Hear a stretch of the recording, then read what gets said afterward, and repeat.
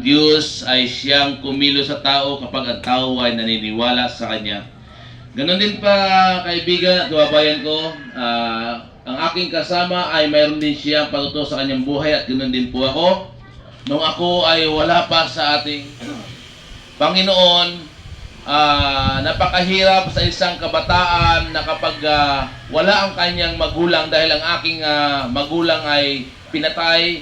Lumaki ako, yung aking ama, lumaki ako na hindi ko kasama ang aking magulang sa pagpapalaki.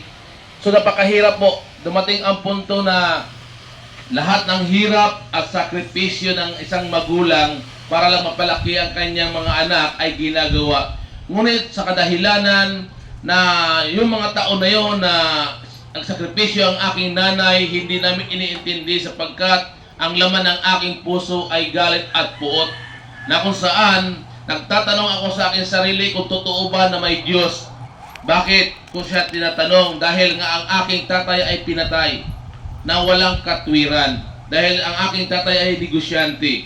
Dumating sa punto na hindi na ako nakikinig sa aking magulang. Libre lang po yan. Dumating sa punto na sumasama ako sa mga barkada, naghahanap ako ng kapayapaan, naghahanap ako ng katuwang na ako'y magiging mapayapa. Ngunit kaibigan, lalong lumala ang aking buhay. Dumating sa punto na hindi ko na sinusunod ang aking nanay.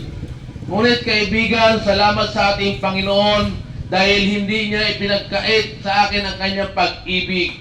Binigyan niya ako ng pag-asa. Binigyan niya ako ng halaga. Binigyan niya ako ng pagkakataon para isuko ko ang aking buhay.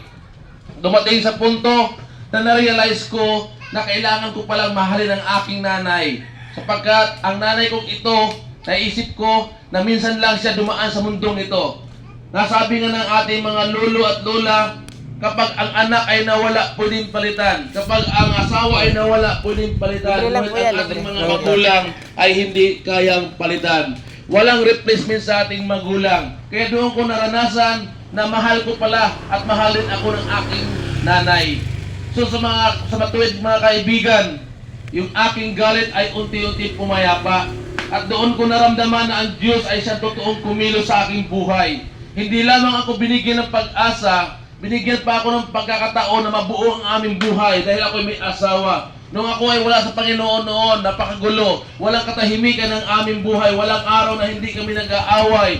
Dumating pa sa punto na ang aking asawa ay munti ko na pugutan ng ulo. Dahil nung ako ay wala pa sa Panginoon, ang dami kong bisyo. Ang dami kong babae. Ang dami kong bisyo sa lahat ng panahon na yon.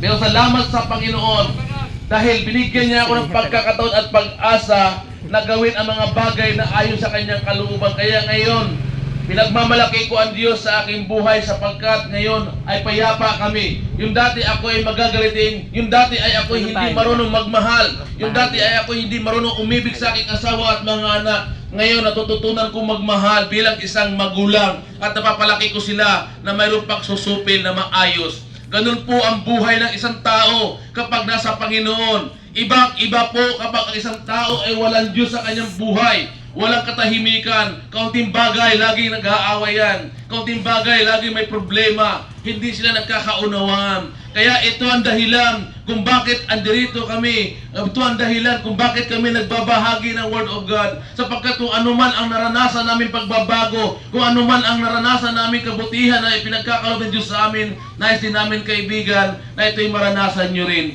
Kaya kaibigan, kung kayo may mga problema man at pagsubok, huwag niyo pong isipin na wala ng pag-asa. Dahil nung nakaraang taon lamang kaibigan, 3 beses ako inatake ng high blood.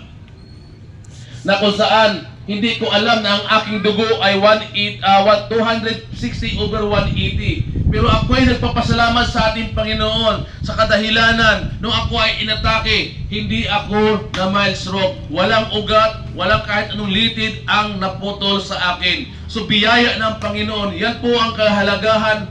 Yan po ang biyaya ng ating Panginoon kapag ang isang tao ay nagiging tapat sa Kanya. So sa Diyos po lamang ang kapurihan. Sa pong mapagpalang umaga, mahal pong kaibigan.